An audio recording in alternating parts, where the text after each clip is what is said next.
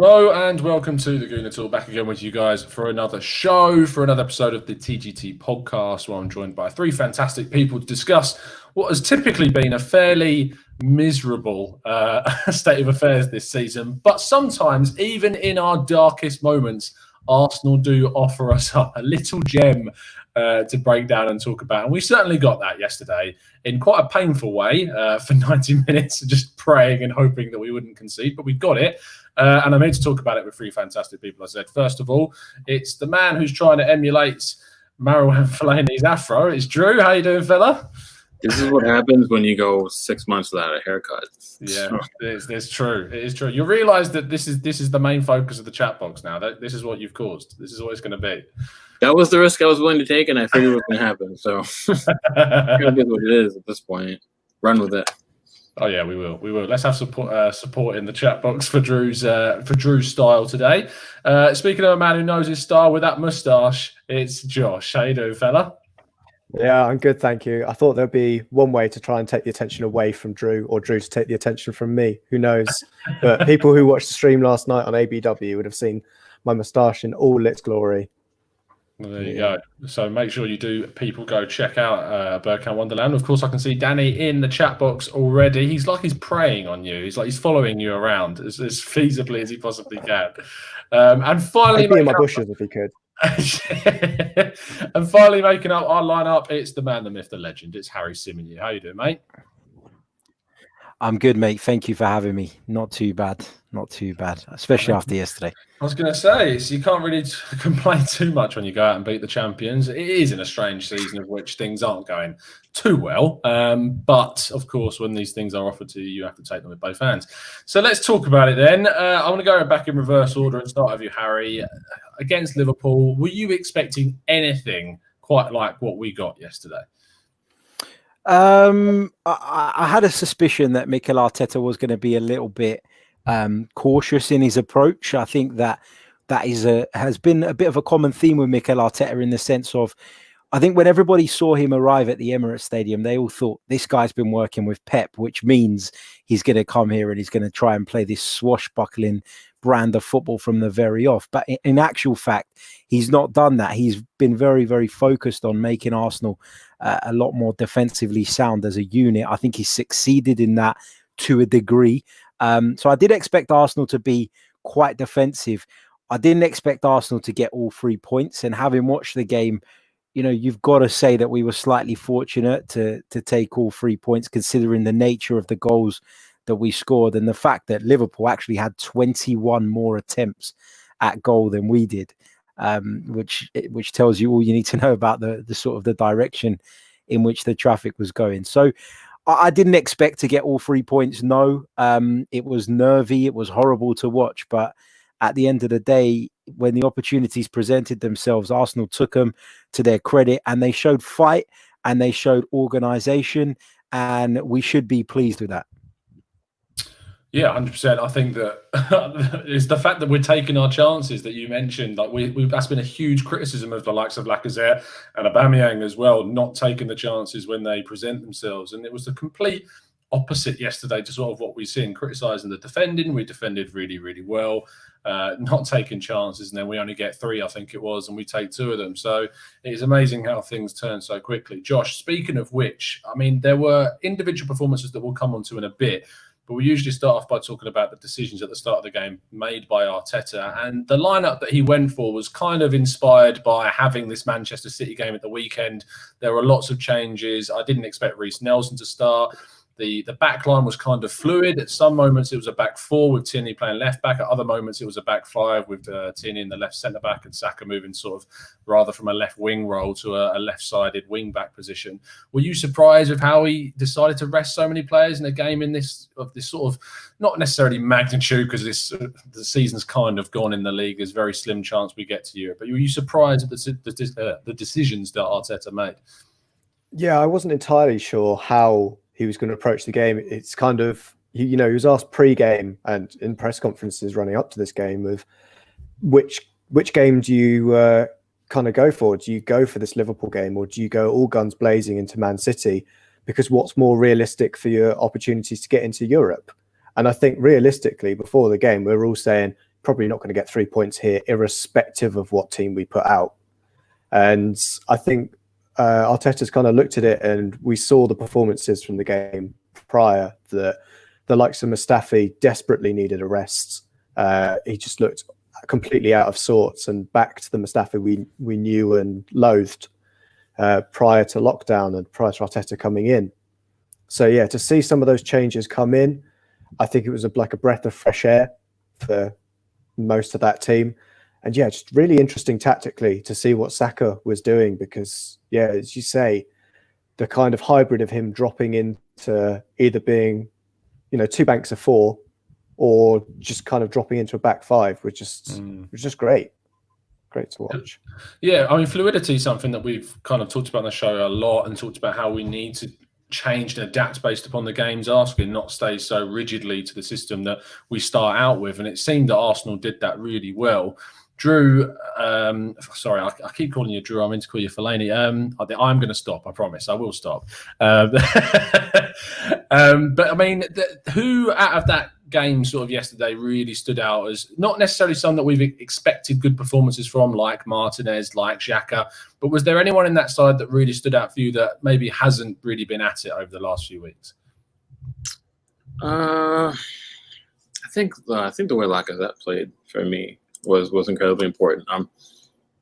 I think it's important to know how well we pressed in certain scenarios against Liverpool, and I think that a lot of people, maybe myself included, initially reacted to the goals as they were kind of down to Liverpool making mistakes. But if you go back and analyze it, and I kind of rewatched it again, you actually see that the way we pressed created some of the chances that we actually scored, particularly Reece Nelson's goal.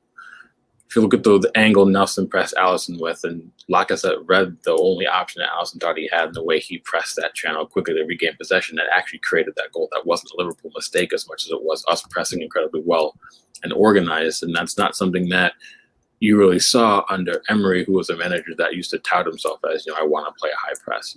That's the type of pressing that you want to see, that you might see in a Pep side, in a Klopp side, in a lot of different Bundesliga sides where pressing is really prevalent in the league as well. And I'm actually really quite pleased with that one instance of it. So I think the way Lacazette, the way he performed overall, he now has 3 goals in his last 4 appearances. I thought he showed a lot more intent. I thought he just looked like he's building on that confidence, like we've mentioned before, and I can't state enough how important it is for the side, especially because we don't know what's going to be going on in terms of squad building moving forward. I think it should say that, since we were talking about our defensive performance, I think we can all agree we were all happy with the way we defended. I think it showed much more organization. I think while Liverpool had a lot of chances, I don't think there were many chances where we were really biting our nails and saying that they spurned a good chance, as opposed to they're trying to clutch at almost anything at this point, because they weren't getting a lot, which is great to see. And I know, like, I've been making the argument today that it might be a little bit easier to perform that way against a team who clearly aren't mentally where they were a month ago, 2 months ago. I think that's pretty clear, but you still have to beat what's in front of you. And I think in certain areas of play and in certain phases, we played quite well, but I'm still slightly concerned about how we played when we had the ball. I don't think we ourselves created a ton when we were in possession. I thought the press was good. But I thought we were actually still pretty disorganized and disjointed in certain phases of play and build up. So that for me was a frustrating aspect of it. I don't think, we obviously didn't create a lot either. So that for me was the frustrating angle of the match. And I don't think on balance that we necessarily played well overall. I think we defended well, but I think overall, I don't think anyone can sit there and say we played well. But part of getting results against teams that are better than you is being able to grind things out. And I think we can agree we definitely ground out that result for sure. So I'm quite happy with that part, at least. Harry, were you surprised at Liverpool, at the way Liverpool approached the game? I know they've been billed as this side that, of course, have already won the title. Besides the points records and the goal scoring records, that's all they've really got to play for. But were you still surprised at how sort of lacking they were, especially after they scored? Usually we see Liverpool put away teams after they've gone 1-0 up. And so how sort of surprised were you at the way they play? I was partly surprised, but in truth, obviously since the return of football, they got beat by Manchester City heavily. They drew at home to Burnley at the weekend. So it wasn't beyond the realms of possibility that they were going to drop off in terms of their performance at the Emirates. And you're right, they didn't really put us to the sword after they got the goal. But to be fair, we got the 2 goals in the first half, which really would have sort of stunned them a little bit. I think the nature of the goals, and Drew was absolutely spot on to mention that although they were mistakes that were forced by us. And that's become a common theme under Mikel Arteta in the last few weeks. How many times have we got joy from winning the ball high up the pitch? I think that's the 4th time it's worked. There was an Aubameyang one, and then Nketiah one, and then 2, of course, in that game as well. So in terms of Liverpool's performance, I think Liverpool are on the beach. Whether they'll admit it or not is another thing. They won't. Jurgen Klopp will never say that. And I think it's a question that's been put to him, and he's been frustrated by it. He seems to be a bit prickly in interviews and press conferences when people bring that up. But there's no doubt about it. They were coasting in second gear for the most part. And by the time they decided to turn up the heat and try and get themselves back in the game, Arsenal had just got into this really solid shape and good defensive rhythm, and they were unable to break us down again. I think it was interesting to see sort of how strong a lineup they picked. And I think that is a credit to Arsenal that we could combat their strongest team, maybe besides, of course, Henderson not being in there. Let's, before we go to Josh, throw into the live chat and get some of your comments and thoughts about what you guys are saying. Avon Tellington's very happy, attempting to come up with a chant for him. It doesn't really work, but as he does say, it does save well in terms of how many saves he's putting on the pitch. He's been absolutely excellent. I'm going to come on to a bit of a discussion about him and Leno a little bit later on. Ashit says, when are we going to play Liverpool? They keep showing the highlights of the 2-1 win from 2014. And I think that's in terms of the amount of times we play Liverpool and they make these compilations on BT Sport of us getting absolutely battered by them. I don't think we'll see many highlight reels of that game we saw yesterday for sure. Let's get some more from the chat box as well. Yonit Max says, does anyone get the stats for how many aerial duels David Luiz won? Also with a clapping emoji. He was really good. He has sort of turned a real corner since coming back from his suspension. Laura, thank you so much for tuning in for the channel. Greetings from Canada. Daniel Robert says, anyone else think that Tom and Harry look like Socrates? I mean, to be fair, when I was scrolling through your Facebook, Harry, looking for your selfie for the logo, there was a picture of Socrates on there. Is it was there? Yeah, is it something that you get? Oh no, it's just because he's Greek and I'm Greek. I just get that all the time. And when he signed for Arsenal, it was like, oh my God, there's a Greek playing for Arsenal. He has to instantly become the hero, even though he's not that great. But you know, it was just one of those things. You got me to put a Cyprus flag on your logo, and now you're telling me you're Greek. I'm a Greek Cypriot. Right. Okay. Yeah. So the homeland, as you described it, is definitely Cyprus. Yeah, definitely. Bulgarian Gooner says, apparently Martinez was shouting, David, where the F are you going, when Luiz wanted to go up for a corner later on. I did hear that on the Arsecast earlier on. That's absolutely brilliant.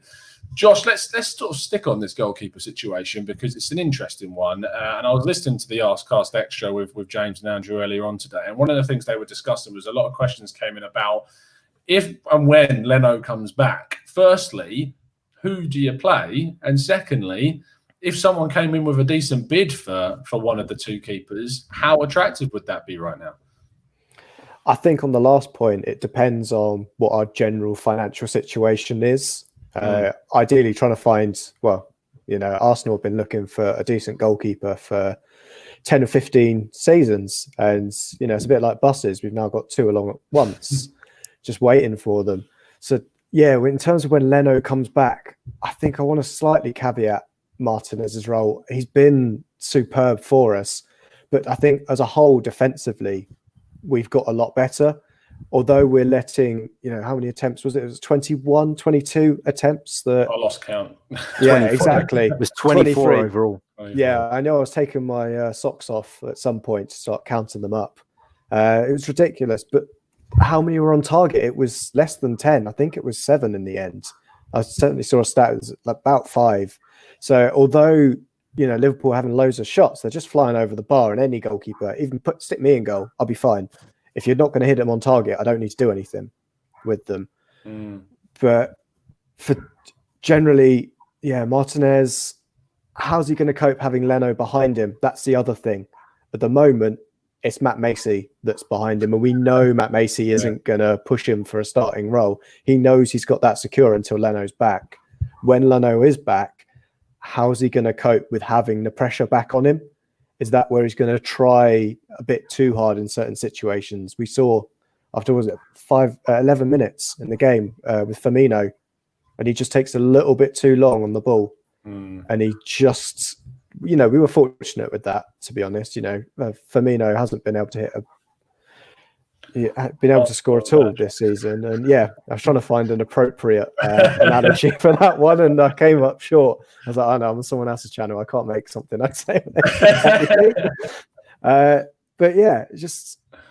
I think I'd be a bit cautious about giving him all the praise. What he's done so far has been a solid job, but I think overall defensively we've been so much better, and it'd be interesting to see that if Leno does come back into the side, or when he comes back into the side, just how much of a better goalkeeper, or how much less he has to do as a goalkeeper as well. But there's no getting away from some of the saves. I think Gary Hardy's just said the save from Trent right at the end. I mean, it's a match-winning save, and we kind of expect that from a goalkeeper now, don't we?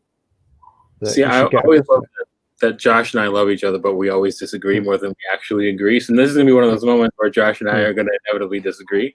I feel like part of the reason why we are better defensively is because Martinez organizes the defense better.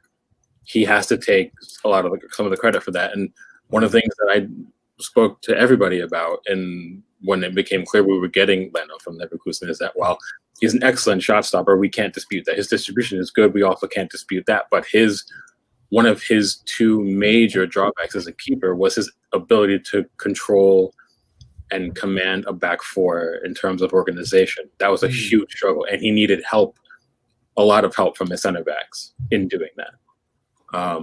And also he relied on the system being well-oiled and well thought out, which is why everyone went back to that stat about how he had the second most clean sheets over the course of a period, other than Manuel Neuer, that's not always down to the keeper. Clean sheets are a team statistic, so if you defend well, you'll get a clean sheet. So for me, I feel like a lot of the improvement does fall on Emi, and I do think that his shot stopping ability has been on display on the times where we have given him big chances. He's made some gigantic saves. That Trent save is a prime example. I think he's a lot better with his feet than people thought to give him credit for. I think his distribution is actually quite solid. And I think I might come from a school of thought where, which is maybe somewhat different, that just because he was the backup before doesn't mean he just should immediately return to being the backup now. And people said in the chat where if he's playing well and he's shown that he can maybe hack being the number one, you don't just displace him immediately just because your number one is back. And if Arteta's the type of manager that wants to reward good play with increased minutes, then you have to make an argument that you should let them both fight it out going into next season. There shouldn't be a designated number one until one of them can show they should be the one to do it. And right now, Emi is showing that he's been just as good as Leno, if not better in certain areas in this game. So I don't think I don't think we can just discount the meaning. And I probably come from a thought where the sport I love most other than football is hockey. And in hockey, if your starting goalie gets injured and your backup comes in and plays 15 games and is brilliant, you don't just drop the backup goalie immediately. You let the backup goalie continue to play because you go with the hot hand. That's what it's called with hockey. So with this, it's the same thing. It's incredibly confidence breaking to play that well when you get your chance than to just say, oh, but you're still the backup, so you're not going to play anymore. You know what I mean? Mm-hmm. So I say we just let them fight it out going into next season and see who comes out on top. And competition is healthy and it's good. But the onus does fall on Emi because he's already said before he doesn't want to go out alone again or be a backup again. He wants to start somewhere. So if it turns out that he will only be seen as the backup here, then we do kind of have to let him go at that point. And it's no hard feelings. And he deserves to be able to settle down as a number one, because you could probably think of maybe 10 clubs in the Premier League where he could walk in and be the starter with tomorrow, if you're really honest with yourself. So yeah, it just depends on how we play. And I think Josh is correct, where if a club comes in with money that we can't really say no to, then it almost kind of makes up our mind for us, doesn't it? So it's just really, I think, just to come back to you, Drew, as well, I think it's also the case of if the money comes in for one of our goalkeepers, I wouldn't be too, I wouldn't mind which one went. Let's put it that way. Yeah. Because as you say, Emi's got these great strengths. Leno's got these great strengths. I see, there's experience on the field that Leno's got that Martinez maybe hasn't. from his time at the levels he's played at compared to them. But at the moment, whilst he's in form, I totally see no reason with dropping him. He did have a bit of a dodgy game against Brighton. I think he's at fault occasionally for the way, didn't he? Yeah, so, yeah. I think there's a couple of occasions where he's been a bit suspect, but then it's not like saying Leno was a perfect goalkeeper at the same time. So I think it's just taking it on merit. It's just like when Leno came in and we had Czech and he had to displace him in the first season that he was here. So I think Harry wants to come in too. So Harry, come on. I was just going to say, I think the reason that we feel maybe a little bit more comfortable at times with Emi Martinez is stylistically, he's a very different goalkeeper to Bernd Leno. He's more of that old school goalkeeper that comes and catches things. That he has been here for 50 years. As in he's been that type of goalkeeper that is a bit of a throwback in terms of he's big, he's more powerful, he comes and catches things, he tries to hold on to balls. Whereas now you see the modern day goalkeeper is a very different proposition.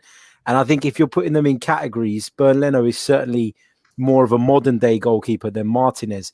But I'm not so sure that, although a modern day goalkeeper gives you the good distribution and probably a more ability to play out from the back, it doesn't necessarily make your defense feel more comfortable.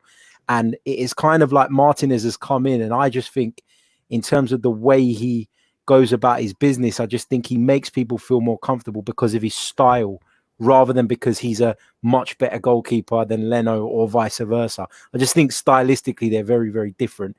And I've always preferred that type of goalkeeper, the one that Martinez is.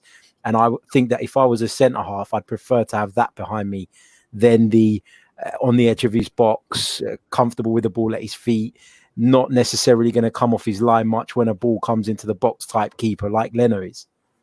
Yeah, I think that kind of is a huge thing about what our centre-backs prefer to do as well. If your goalkeeper is always coming for the ball and catching it, great. They don't have to do any defensive heading work. But if you look at, and I'm going to throw this in because I'd love to, David De Gea at Man United can't catch a ball to save his life, so stays on his line. There's a reason why Man United is such a tall team, is so that they're great in the air, so he doesn't have to do anything.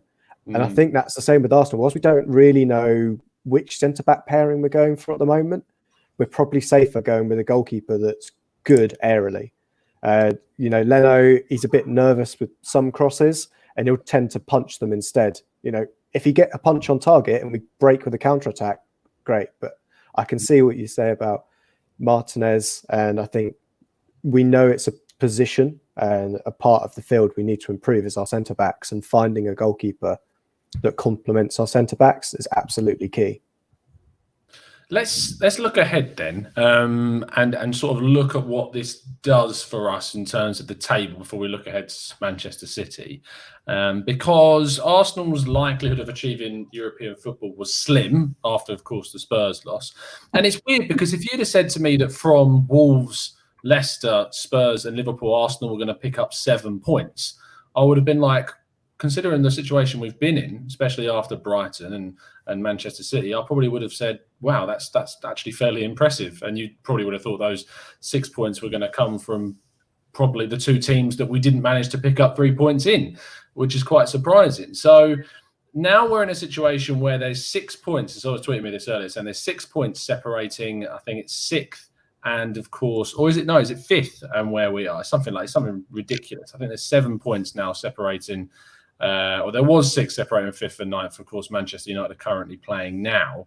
But we're 1 point behind Sheffield United in 8th. We're 2 points behind Spurs in 7th. And we're 3 points behind Wolves in 6th. With 2 games remaining and 6 points still up for grabs. Harry, I'm going to come to you.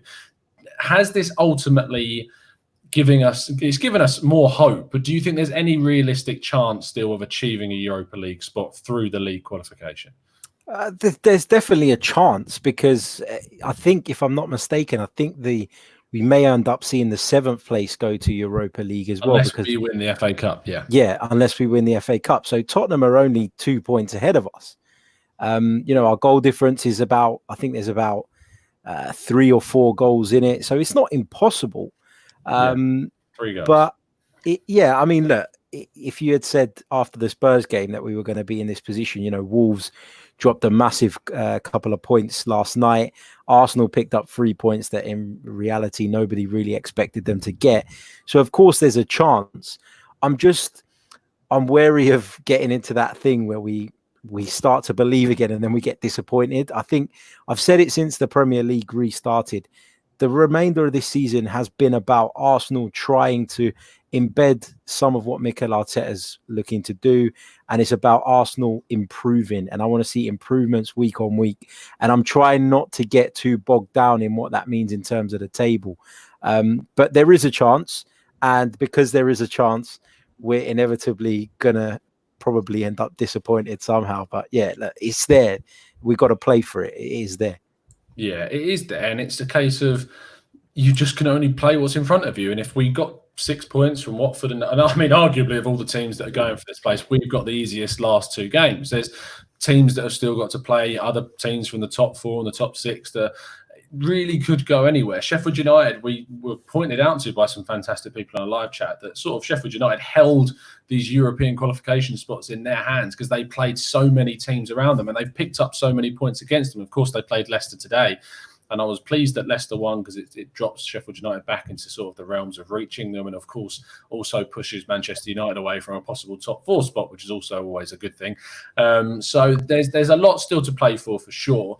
Josh, if we then look ahead to Manchester City, I knew that we had to go into this game with momentum, and of course picking up a win against Liverpool is key. But I mean, Arteta was asked after the game, does he expect to play a similar way that we saw against Liverpool against Man City? How effective do you think it would be trying the same kind of tactics defensively and taking our chances? Is that a realistic way to play against this Man City side? Because they seem a different beast to the Liverpool side that we played yesterday.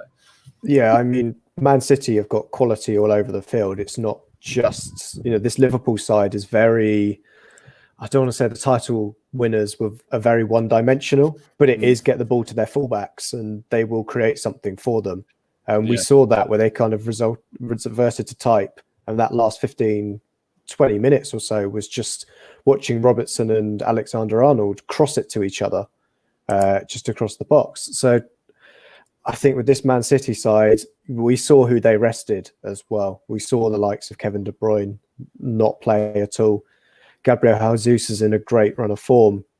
I'd say I don't see the Man City team making the same mistakes that Liverpool side do.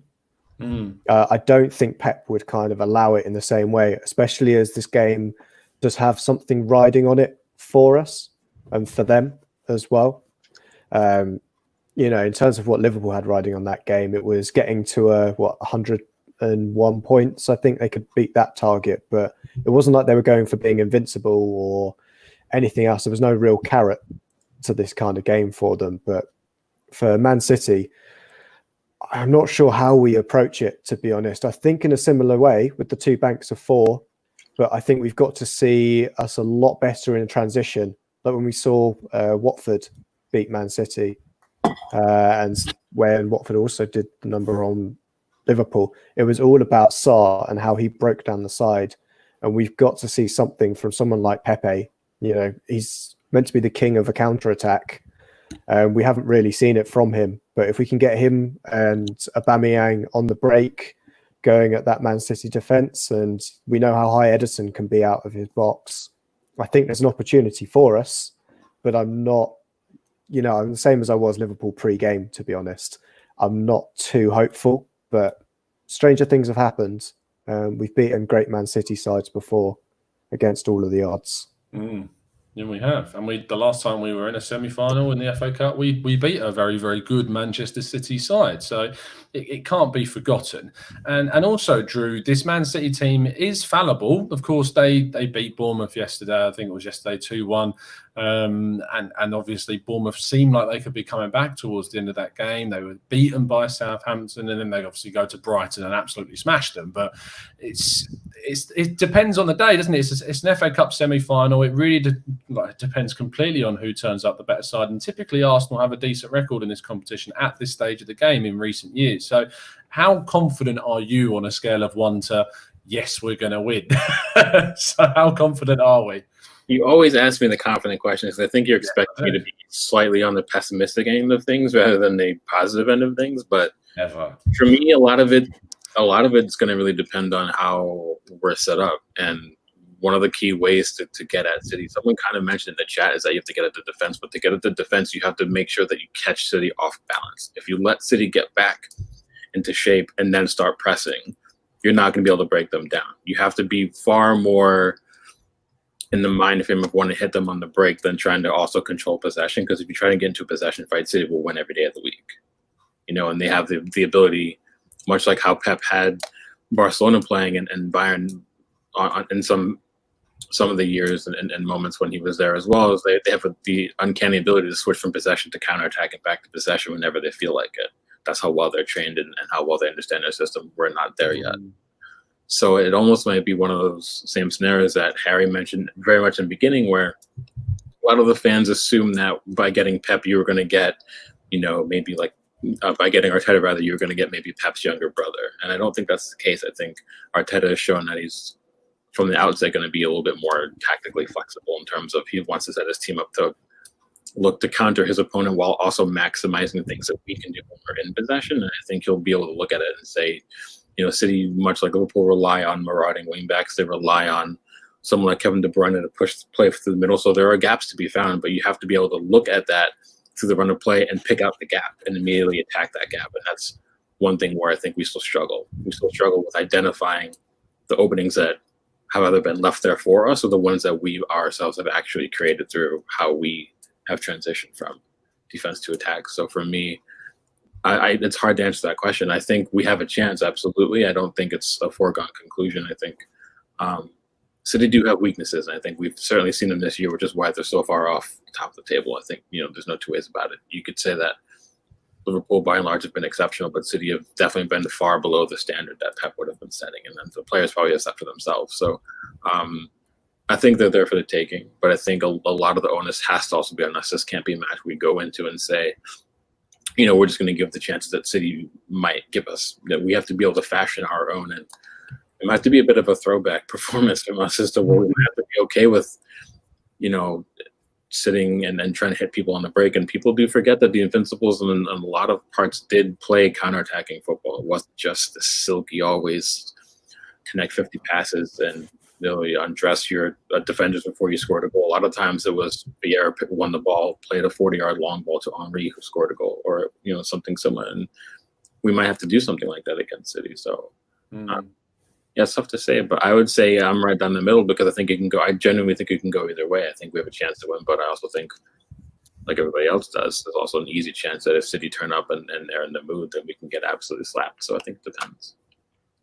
Harry, I'll finish off this Man City chat with you then. I expect them to play a very strong side because we know the league, they rested players and still came out of a win against Bournemouth. They were Kevin De Bruyne didn't play, Sterling was on the bench and all this. So it's going to be tough. Tactically, how does Arteta need to approach this game? I think somewhere in between what he did against Spurs and what he did against Liverpool. It can't be as possession based as it was against Spurs, or as brave as it was against Spurs in terms of pushing up the pitch and trying to keep possession and dominate and hope to break them down.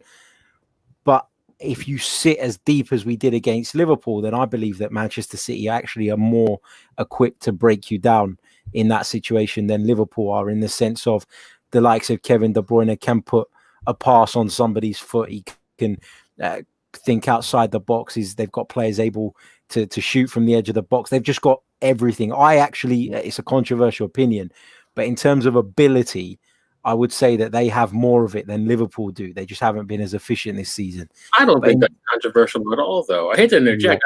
Yeah. I think you're spot on, because if you look at it, if you look at Liverpool's midfield, Liverpool's midfield isn't structured to be creative. They're structured to press and get the ball to the creators.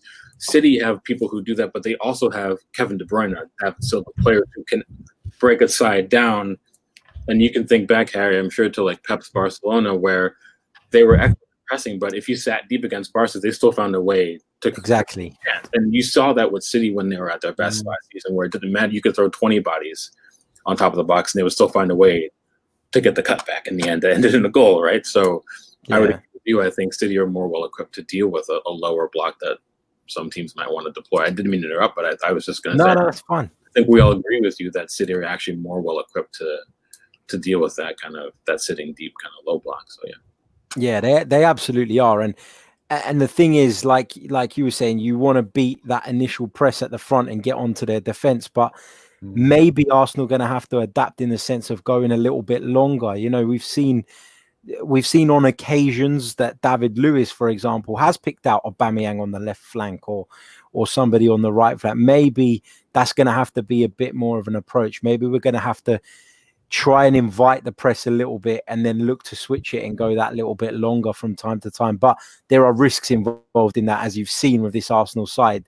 Playing out from the back involves risks no matter how good you are. But when you've got some subpar players in that back line, it becomes even more risky. But I don't see how we can go into it the way we did against Liverpool in terms of sitting right on the edge of our box. I think it's just waiting to get beat. But equally, we've got to find the balance, because we can't go and try and do what we did to Spurs, because Mourinho was happy for us to have the ball in those areas. He was happy to have the low block, whereas Manchester City are not going to do that. They're going to put you under pressure in those areas. And I don't think that we're necessarily equipped to play with the ball around the back line as well. So it's about finding a balance. Of course, balance is always the keyest thing. I think that the thing with Arteta is I feel like he's finding the balance in the squad a lot better than Emery did during his time at the club, and it's not so skewed towards one end of the pitch, and he's starting to see and build these combinations as well, be it Ceballos and Xhaka, be it Mustafi and David Luiz, be it even the fullbacks, be it the front line as well, and these combinations are starting to make sense. Even Aubameyang is looking better on the left side way more than he did under Unai Emery. So I'm liking what I'm seeing from this side. Balance is definitely the key word from it. And that kind of concludes the main bulk of the show, because there's some news that's been dropping that I want to discuss with you guys. Laurie Nix put in the chat a while back. I will try and scroll up and find it, but things do disappear, unfortunately, on this. But he was asking a question. One was about Martinelli's injury, and the other one, our topic is Mavropanos. If we start with Martinelli, if I come to you first, Drew, on this, and then we'll kind of reverse orders to Josh. What youngster should we promote striker-wise now that Martinelli is probably out until January, February? This news dropped just now that it's unlikely he will play again this year. You're muted, mate. Or we can't hear you. I think it depends on what role you define as Martinelli having. You know, he can play through the middle, but he can also play on the left. So if you're looking at replacing him as a left-sided player, I don't think you need to promote anybody, because we have enough players that can fill that role. Oba is clearly going to be used in that role. Saka can clearly go there. We've seen Nelson has the ability to play either flank. So I don't think you're looking to promote anybody. And then the same thing with center forward. You have Lacazette there, and you have Nketiah there. You also have Oba, who primarily is a center forward, so you don't have to promote anybody. I don't think that just because he's out, it doesn't mean we have to necessarily start thinking about moving someone in. You know, you don't want too many options in every position. It's actually, for me, I've always thought that it's good to have multiple players who can play multiple roles. And if you look at teams that don't struggle for balance, or they don't have too many options. I mean, I hate to always have to do it, because I absolutely despise them. But Bayern only have 2 recognized center forwards in their first team squad. That's it. It's Lewandowski and it's Joshua Zirkzee. Everybody else they have there is primarily a wide player, or they can play, you know, like maybe like a false 9 or number 10, and they can maybe slide in at center forward, but they don't have more than 2 recognized forwards at the club, and they don't need to. I don't think you always need to worry about having 3 or 4 choices at a position. If you can have, you know, positions are only what you make of them. You know, I think there's sorry, Drew. I was going to say there's another thing I think we need to have a look at in terms of the size of the squad. So one, we don't know if we've got European football, and even if we do, we don't know when that European competition is going to kick off again. That might not be till, again, they might bring it to an August kind of competition again. We don't know about that. And secondly, when's the league starting again? Because January, February time, we might start the league again in October. That's think it's only September. That's only it's 3 or 4 months, isn't it? Without what you would say is someone who's not starting games for us, arguably. And we've got plenty of other impact subs. We've got someone like Emil Smith-Rowe that, if we're keeping the 5 sub rule again, he's a guy that will want game time. He can definitely come on board and take that kind of left wing berth from Martinelli for the interim. And I think it's that thing. We don't know how many games we're going to have between, as Harry said, between September and January, February. Who knows what's going to happen in the transfer market as well, because the number of strikers we've currently got is probably not going to be the same number of strikers that we'll have at the end of that window. I think it's a really key area that we think about, the actual restart time, as you brought up. And if you look at, I mean, what's really interesting is how this European competition will also affect the clubs that are playing it, because if the season's starting at the start of September, they're going to barely get a break at all between the restart period and the start of the new season in September. So it's a really strange situation for those teams. Pre-season effectively isn't happening in a really odd way for a lot of teams. And Arsenal might be quite fortunate the fact that I know we say it, fortunate we dropped out of the Europa League, but if we're honest, like, the squad that we have didn't seem well equipped to deal with the current competition. Don't get me wrong, I'd love to still be in it and playing, but if we're trying to look at things in a positive way, having August off might really support us in the preparations for next season, especially if we can get some signings in really early on as well. Harry, let's have your say on this topic as well, because Martinelli, of course, was a player that wasn't starting under Arteta after the restart before he got injured. And a lot of people were saying, why is he not playing? Why is he not getting minutes on the pitch? Against Manchester City, it was the big question about why did we not bring him on? And it was massively unlucky that he got his injury. But he's still a key member of this sort of young, developing squad. How quickly after he does return, be it end of this year, start of next year, how quickly do you think we will see him integrated into an Arteta 11? It's difficult to say, isn't it? Because you don't know how else everybody else is going to fare between now and then. And that will obviously have an impact on whether there is a space for him in the side. I've not been as excited about a young player at Arsenal as I have about Martinelli for a long, long time. And, you know, even when sort of Emery was here, he was the one bright spark. You know, he'd come on he'd play in cup games, even in the league. He showed some promise as well when he did get the opportunity. So he's a really, really exciting player. But I also think it's really, really important that sometimes we stop and we pause and we remember that the guy's 18 years old. He's played very little football in terms of, I know he played in Brazil, but in terms of this level, this standard. And yes, he made an impression immediately, but that doesn't mean that we should all of a sudden pin all our hopes on Gabriel Martinelli. He still needs to develop. He still needs time. I believe that Mikel Arteta is the right coach to improve him. We've heard stories of Mikel Arteta improving players who play in that very position, coming in off the left flank, Raheem Sterling being the prime example. So I do believe that Martinelli has a really big future at Arsenal under Mikel Arteta, despite the fact he hasn't selected him much. I just think Mikel Arteta's, if you look at what he's done so far, I don't think anything of what he's done is what he would have wanted to do in an ideal world. He's almost been forced into doing certain things. He's had to find a way to get it's another topic, but I personally think that Aubameyang from the left is not a bad thing. I think there is a method to that from Mikel Arteta.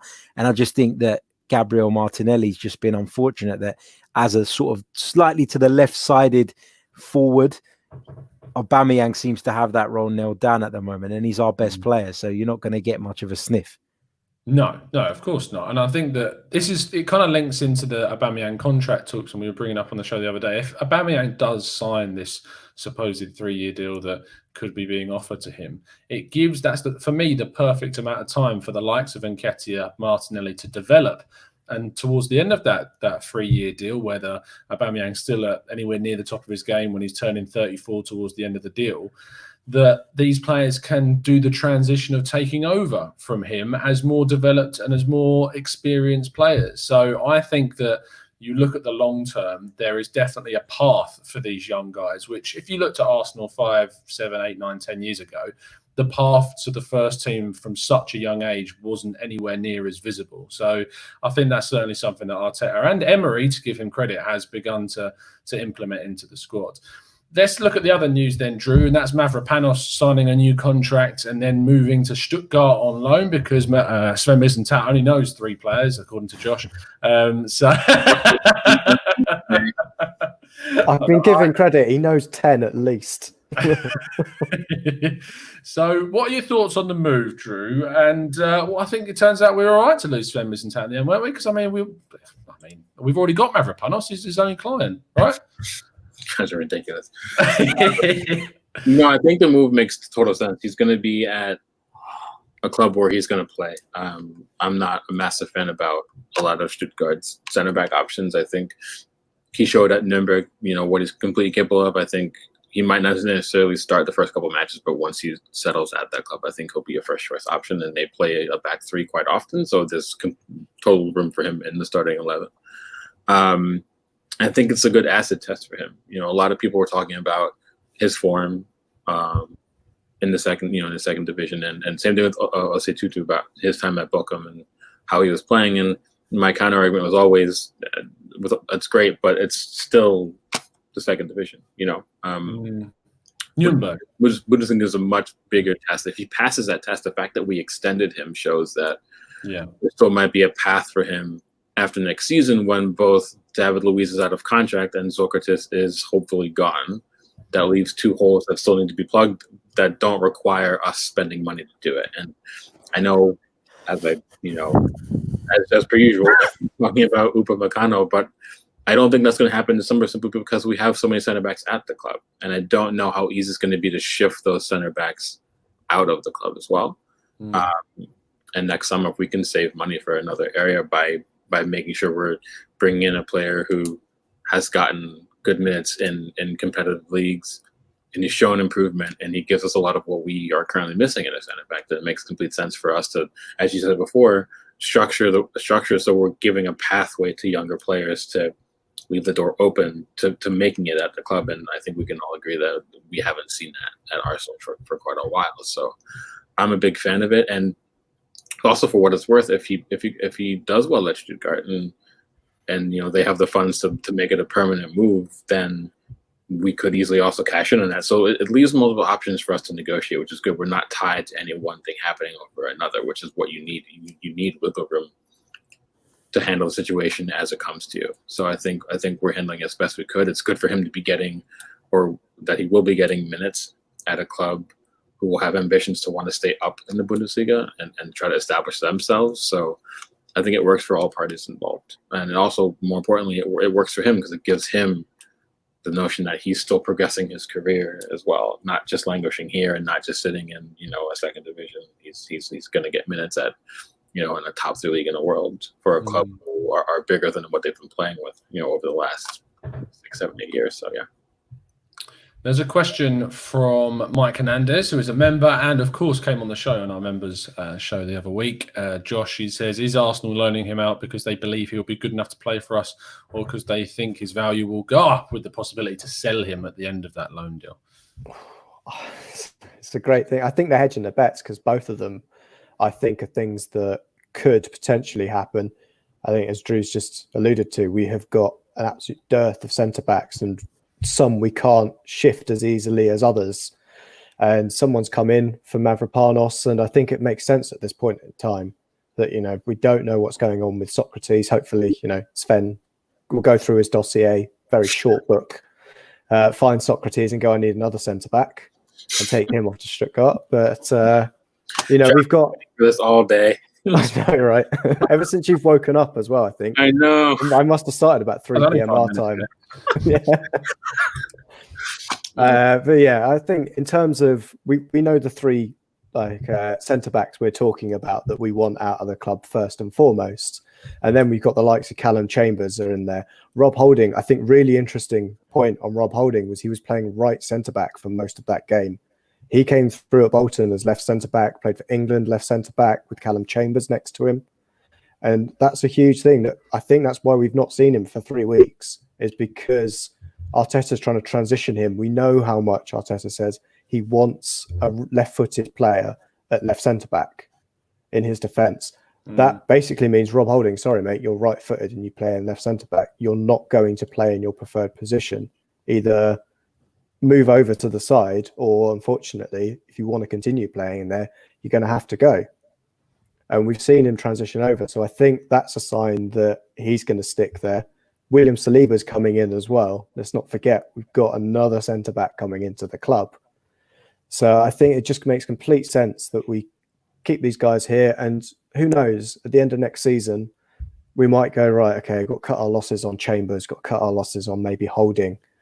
And there's a space for Mavropanos. Or as we kind of say, he does great, got to go. Or someone else in the Bundesliga says, here's £20 million for him. And we say, thank you very much. I think we've done the perfect kind of. I've seen a lot of shrewd deals coming out this year from Arsenal. They've all been very clever, and I think this is another one to show that we're moving in the right direction with how we're kind of acting as a club. Yeah, it's important that these players aren't just being loaned solely. That the fact that we're signing them to new contracts, giving them that sell-on value as well, is really important. You raise a really good point there. We are into the last 10 minutes of the show, which means it is question time for anyone who'd like to throw a question in the chat. Please make sure you're using that capital Q so I can pick them out rather easily. Christopher Fung, one of our members, Harry, says, what type of pressing do you think Arteta will want us to implement in the future? Do you think we'll go with the Gegen pressing style or more structured like Guardiola's City? If I had to guess, I'd say the more structured approach. I think that Mikel Arteta has showed that he's very structured in his management style. I think the gegenpressing, I don't know. I don't know. I get the feeling from Arteta that he'd go the other way. It's not. He doesn't strike me as the type of manager that will go with the gegenpress. It's more. Everything he has done so far is very structured in terms of the systems and the way we shift shapes when we haven't got the ball, when we have got the ball, etc. But as I said a little bit earlier on, do I think that Mikel Arteta right now, what he's doing is what he wants to be doing? No. So that could change. We have to be aware that he's not playing, in my opinion, the style of football that he necessarily wants to play at this moment in time. He's being pragmatic, he's being flexible, he's being adaptable, and his tactics have been very fluid up until now. So very difficult to answer that. But if I had to guess, I'd go with the Guardiola style. Awesome. Matthew Hudson, Drew. Oh, no, quickly. There was a question specifically for you, Drew. I will come back to you, Matthew, I promise. Owen Young, fantastic writer and podcaster, says, for Drew, what'd you say? I said, hey, Owen. The boy. Can you explain the financial restructuring of KSE and what it means for Arsenal? My understanding of it, kind of almost comparing it, is that what they're allowing us to do is they're restructuring where the debt is, and it's going to be under predominantly direct KSE control instead of Arsenal's. And what that does is it allows that reserve cash, that emergency reserve cash, to be used to put towards other things like transfers. So it's not like what Roman did with Chelsea, where he literally, like, Chelsea owe Roman $1 billion because he literally gave them $1 billion over the course of his ownership for them to spend in the market through loans. That's not what KSE is doing. They're not giving us money to spend with which we have to pay them back. What this restructuring will do is it'll allow current things that the club generates that they usually hold in an emergency fund to be able to more loosely spend it on transfers. So it's not going to be a gigantic figure. It's not going to be the sums that a lot of fans were hoping to see it. But another 20 or 30 million pounds a summer does go a long way. That can easily be one pretty good player for the squad, or you can stretch that around two deals and put two very good deals over the line with that kind of money. So it just depends on the kind of players that the club wants to bring in. But what it will hopefully do is allow us a little bit more maneuverability in the market to get deals over the line, particularly this summer. Like if we were maybe at odds with like the Partey deal, for example, and we were kind of like trying to like wiggle around 5 million or whatever it might be, something like this would allow us to just say that's fine, we can afford it, like put it through kind of thing. So yeah. So I go back to Matthew's question, and I shall. Josh, Matthew Hudson says, what do you think of Arteta's comments and hints? Obviously, he's talking about the post-match interview where he effectively was like, if we want to compete, we need to spend money on quality players. Yeah, I think it completely makes sense that a guy in Arteta's position would be calling it out. discussed last night about this kind of thing. It's probably the first manager we've seen head coach of Arsenal that we've seen call out the board in this kind of way. At Wenger, he was almost calling out himself if he did that. And with Emery, we didn't really see it. Freddie, it kind of creeped in with him, calling for things like extra coaching staff when, we got rid of all of Emery's guys and left him, unfortunately, in the lurch for 5 games. With him just, doing everything other than Steve Bold putting out cones. So in terms of Arteta's comments and getting backed, I think we're all kind of completely in agreement with this, that we need signings. And I think the noises that Josh Kroenke makes is that he's going to back Arteta. It sounded like he was the man he wanted, prior to us even getting Emery in. Arteta was one of his choices. And I think we're going to see backing. It might not be in the kind of marquee, here we go, we're going to drop 50, 60 million pounds on a marquee midfielder. But from the signings we've kind of done already in the terms of Mari deals, Cedric deals, it's going to be those kind of under the radar ones, like quite shrewd signings. A bit like when we got Santi Cazorla in. There wasn't a lot of people that were like, we know who Santi was. We weren't crying out for Santi. We were crying out for other players. But he came in and look what he did for us.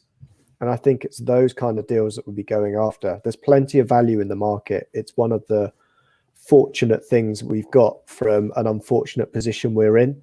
The market we're now shopping in is a lot bigger in terms of players that we can go after. If you're a Barcelona or you're, Man City or Liverpool, there's only about a handful of players that will improve them. There's so many out there that can improve us. We're talking about how many players are dropping down this division that we take, likes of Jack Grealish, Nathan Ake. Cantwell. There's loads of them in there. And we could pick all of these players up for fairly cheap, so long as we don't get caught in a firefight for them or a big auction. Yeah. So I think we might see some signings that we're not necessarily shouting about, but they solve the issue that we've got rather than pay big money for a name. Let me ask you very quickly, Drew, I know you want to raise a point, but I just want to throw to this super chat and then I shall do.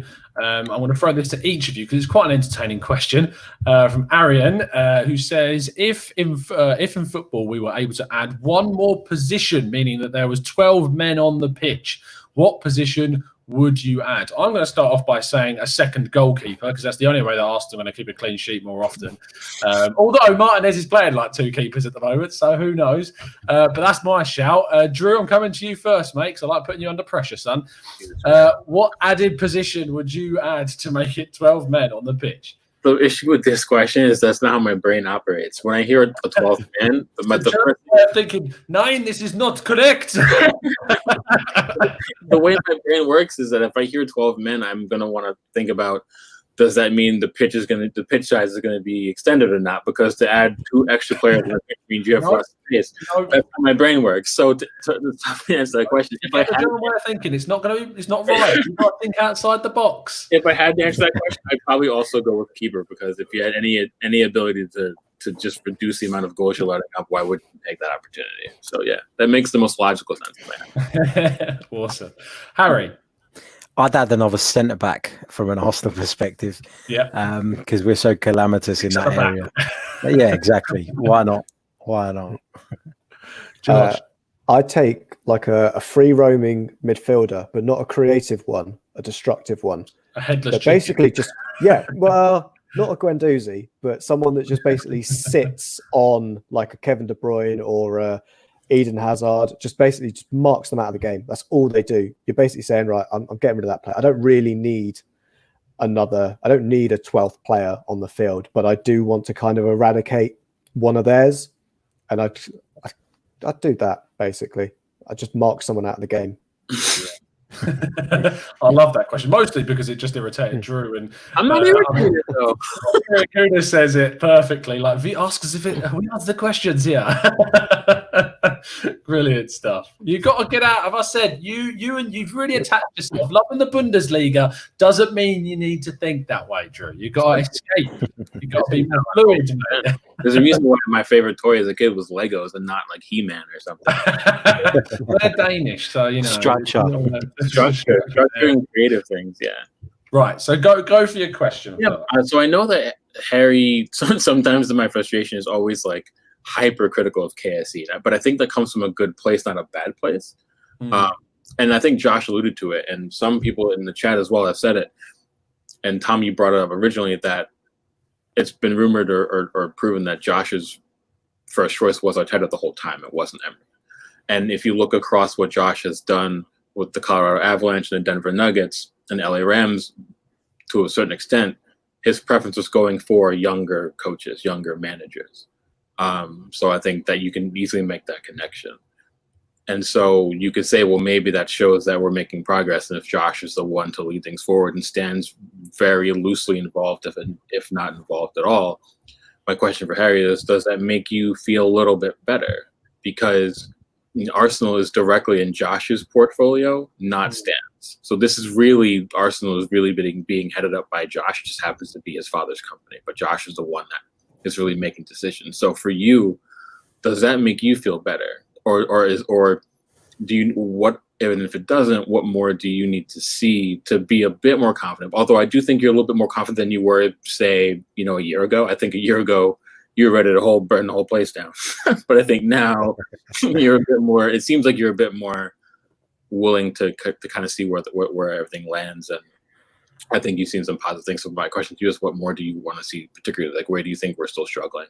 And what I think for me, you're right. I have been very disappointed in the ownership of the club and the way they've not done things more than they've done things. For me, my biggest issue with KSE has never been the money. It's never been what we've spent in the transfer market, because we've spent it badly. And ultimately, it's the people that have been in charge of those areas that are responsible for that. But if I mess up something at work, my manager is going to get the brunt of it. He's going to be affected. And for me, it always felt with KSE like there's been a lack of accountability. And that comes from an absence. And I get that they're in America and I get that they have other interests and other businesses and stuff. But how many times has a Kroenke, prior to sort of Josh becoming more involved, attended an Arsenal game? How many times has a Kroenke sat in front of the press and spoken to the Arsenal fans? And for me, communication is such a massive thing. And it's one of the reasons I love Mikel Arteta so much, because he's so good at it. And it's one of the reasons that I dislike Unai Emery so much. Yes, he had the language barrier, but there are ways around that. He could have had translators with him, etc. With KSE, they're making changes. They brought Edu in, they brought Raul in. So I'm willing to cut them a little bit of slack, because they're trying at least to do something. But go ahead, mate.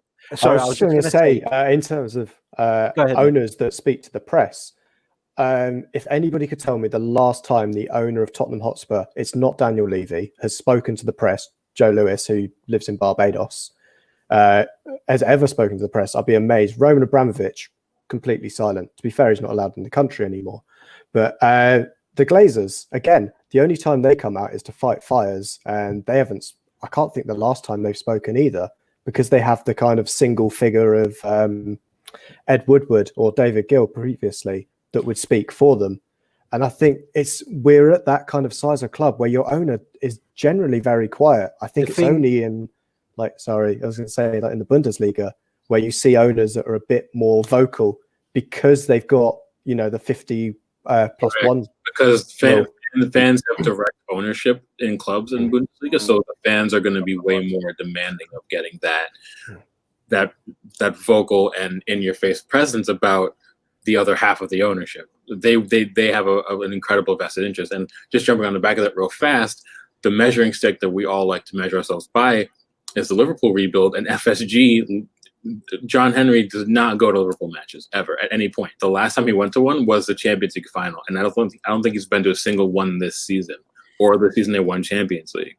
And what I'd throw back at that is, ask a Tottenham fan what they think of the ownership, and a lot of them are unhappy. Ask a Man United fan what they think about the Glazers. A lot of them are unhappy. Roman Abramovich hasn't ever had to put himself in the spotlight because he's done it in other ways by throwing cash at the team and improving them. When a team like Arsenal have been in decline for a long, long time, then at that point, as you said, the Glazers appear to put out fires. The Kroenkes had to do that earlier, and they had to, in my opinion, show that this club is more to them than just a cash cow. And as you know, I get it that they've got, I keep saying it, they've got lots of other businesses, they've got lots of other interests. I get that. But the handover, if you like, to Josh, and which has seen a little bit more action in terms of more people coming in and changes in terms of the hierarchy. For me, that had to happen earlier because the decline at Arsenal started way before that.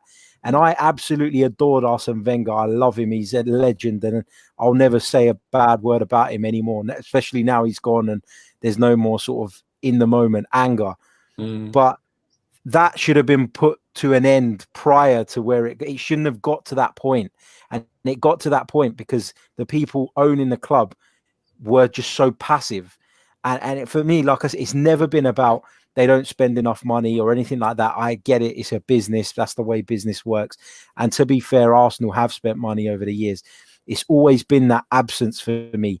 And I don't think you can have a football club like Arsenal with an owner that has it as one of his things. It has to be your sole thing in terms of the way you look after it. And if you can't make that commitment, then you put the right person in place to have that relationship with the supporters, like a David Dean would have been, or something, just that go-between man. And we never had that for years. So that's why there's so much disconnect there. And I think they've made improvements, and I think I'm more happy with the way we're going, but I'm still not convinced totally about them. So I think this is where I half agree with you and half don't. I think the argument is that fans like Liverpool fans don't complain about FSG and John Henry because Liverpool are winning. And I think using that aspect is like almost like a convenient stick to beat KSE with. Now, of course, you want your owners to care about your club winning. But I think I've begun to make this argument to people that it's hard for an ownership group to want to keep pumping in capital and resources endlessly until the pieces that they're putting into place are showing that those are pieces that are starting to work. Once the pieces start to work, then they start to back it more, which is why I think you're starting to see the ownership back things more now. I think the ownership are fully behind Arteta. I think the ownership, for better or worse, are fully behind Raul and Vinay and Edu, and I agree with you there as well. But I think that's kind of the dividing line. Spurs fans complain about their ownership, or United fans complain about their ownership because they're not winning. If United was winning trophies, would they really complain about Woodward, and the Glazers? Probably not. So I don't think it's that KSE needs to necessarily be in your face present every match. I think what the fans do want is that they want that tangible evidence that they're doing things. But even now that they're doing things, fans are still complaining that they're not there. So I think it's like damned if you do, damned if you don't, if you know what I mean. Like, when's it ever going to be enough? Like, I agree with Josh. We're not in a day and age, and we're not the size of the club that's going to have an owner that's going to be that kind of like almost local, if you will, like Norwich's owner. Like, she goes to every match, does she not? But that's more of like, that's just how that club, that's a lot of the basis of that club. And I think Arsenal used to be very much about that, but I think fans forget that Arsenal are a global entity now, and they're run like a global business and corporation would be. So they're going to have an owner who handles it like a global corporation would be. And in global corporate level, you rarely hear about the owners unless you're at a board meeting. The owner rarely does it go around and speak to his employees on a micro level. And I think that's kind of the difference. I think Arsenal is such a club of the people, but they're now a global entity. And I think that's kind of it's at a crossroads in a way about. And I get what you're saying completely. I think most fans would want like someone who completely adores the club to own it. I don't disagree with that sentiment. I think that helps. And that's why there's so much passion about your club in Germany, because so often your owners are very connected to the club on some level. Either they were a former player, or they grew up supporting the club, or they might be from that region. you know, if you're involved with Bayern, a lot of times you're from Bavaria, as an example. Even if you didn't play for the club, you understand because you're from the region and you live and breathe Bayern, kind of thing. I just kind of feel like, for me, the frustration was always, where are the fans going to draw the line between when is it going to be enough for them to finally actually understand that we are going in the right way, but it can't always be how things aren't going to always be how things used to be, kind of thing. Agreed. But if you put somebody to be that face for you, somebody who is charismatic, somebody who is a good communicator, then I think the fans will accept that. But over the years, you know, Ivan Gazidis was just a spin merchant. He would come on and talk. I've worked for a massive corporate organization. I worked for them for 10 years. And Ivan Gazidis reminded me of one of the guys that walked in once a year when we used to have like a sort of sit down, who would just spew off rubbish from the company's agenda. That was what Ivan Gazidis was. And just having people that at times that they show their face when things go wrong, they're accountable, just like Mikel Arteta did the other day, where he opened up about the transfer funds. That's so refreshing as a fan. It's so refreshing to see that. And again, I don't think that they're the KSE are the worst owners in the world. I don't. I know there are far worse. And I totally appreciate they have other vested interests. But for me, if you can't be there and you can't be the face of the club, then you have to make sure that the team is there to do that. And up until now, where I'm a little bit more confident now with Edu and Raul, up until that point, though, that wasn't there. And that was a massive, massive problem.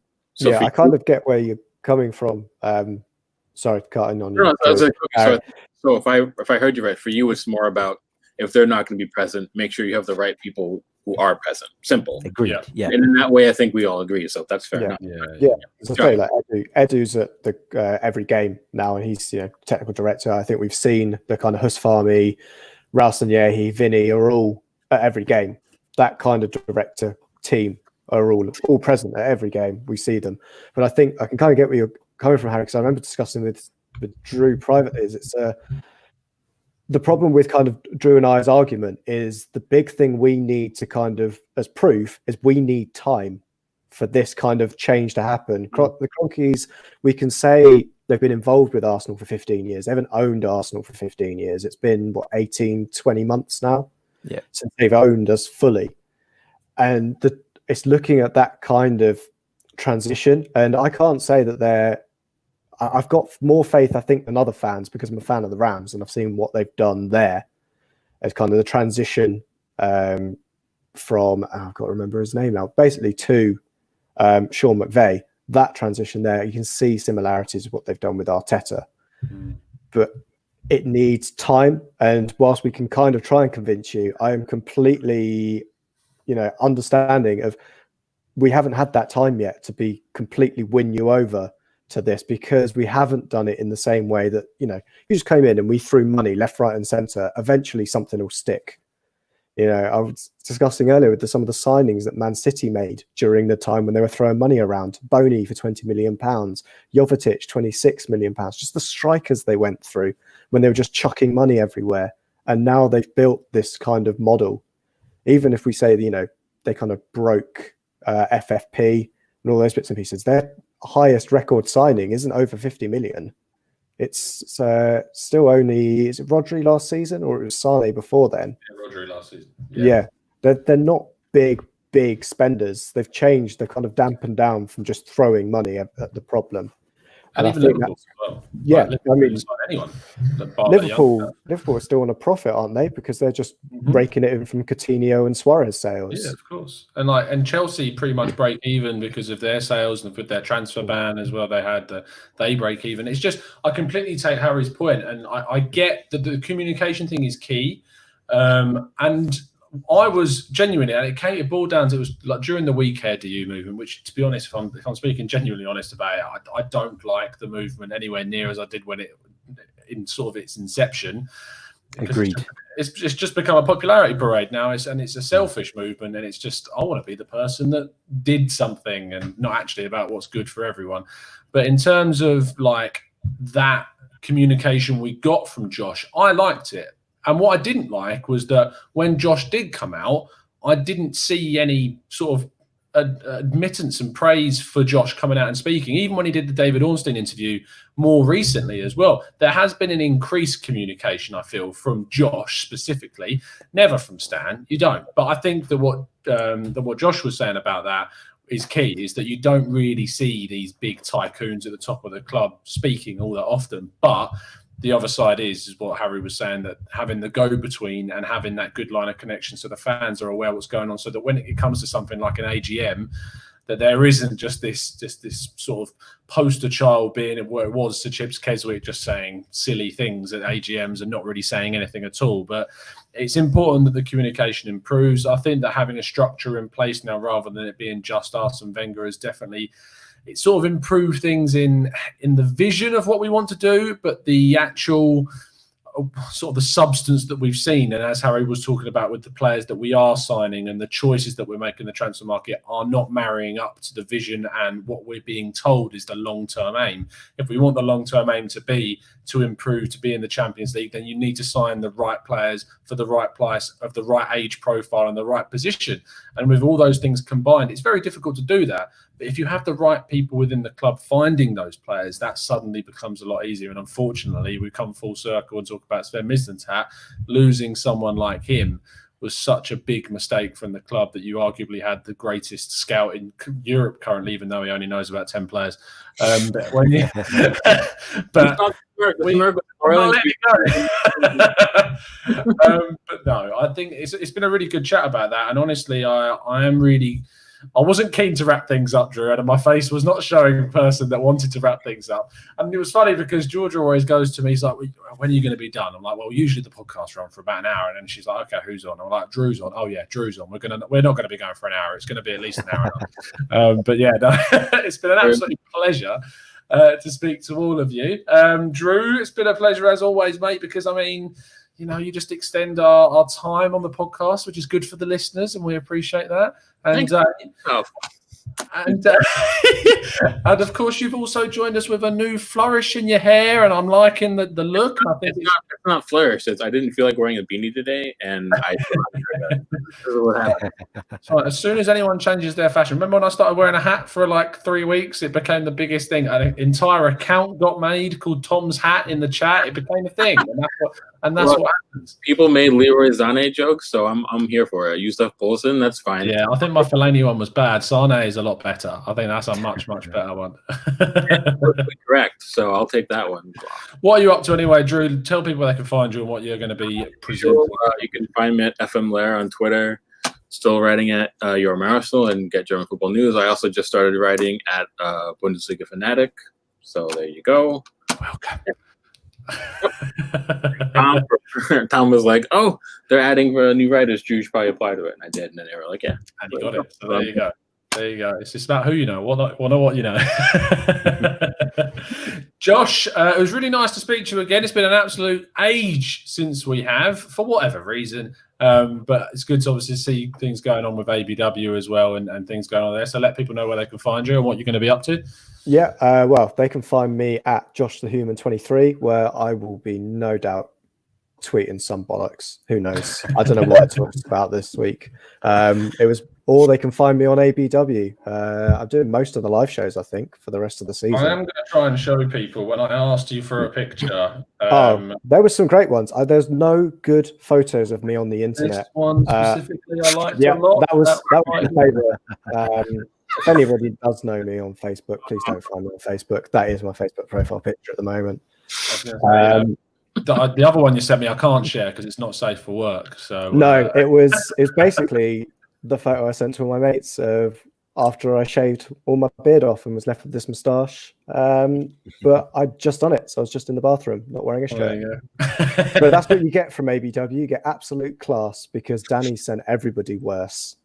So yes, we've all seen the sponge photo. We've all seen that. That is exactly. So you can also find ABW at the AFC podcast. I don't know how we got in and got that one. It's like B&Q having DIY.com as their website. Yeah, it's weird. What? The Gooner Talk's got TV tagged on the end. Trust me, if there was any way I could change the handle now, I would. Yeah. But it's kind of ingrained in everyone's minds that it's the Gooner Talk TV, which is great. But yeah, and finally, Harry, thank you so much. Of course, tell people what you're up to, what you're doing. Same old Arsenal Chronicles. Tell it all. Thank you very much, mate. Thanks for having me. It's been a pleasure chatting to you guys. You can find me at the Chronicles of a Gooner. You can find me on Same Old Arsenal. You can find me on 90-Minute Football as well. Sort of doing the Arsenal stuff. We've also got an Arsenal post-match reaction podcast, which is coming your way sort of within about an hour of full time every match. So thanks to 90 Minute for giving me that as well, and it's been really good fun. So yeah, that's pretty much it. You can follow me on Twitter, handles on the screen, and yeah, all good. Stuff. And of course, a massive thank you to you guys in the chat box as well. Really appreciate you taking the time out of your evening to come and listen to us talk, as Josh said, a load of absolute bollocks sometimes, but it's absolute fun doing so, and we really enjoy doing it week in, week out. So make sure you subscribe if you want to hear some more bollocks week in, week out. And other than that, please drop a like on the video, subscribe to us, hit that notification bell so you never miss a show. We'll be back again tomorrow for something. And then we've got obviously the game on Saturday. It was Friday tomorrow, so that means it's going to be the preview for the Man City game. So make sure you turn those notifications for that one. And then the reaction podcast on Sunday with, fingers crossed, some amazing guests. We've got Graham. It's obviously, you'll know from AFTV, Graham Brooks, and also Clive from the Arsenal Vision podcast is coming on as well. So a really great couple of lads to talk to you guys on Sunday. So other than that, it's been a real pleasure, and we'll see you again very, very soon. And as always, up the Arsenal.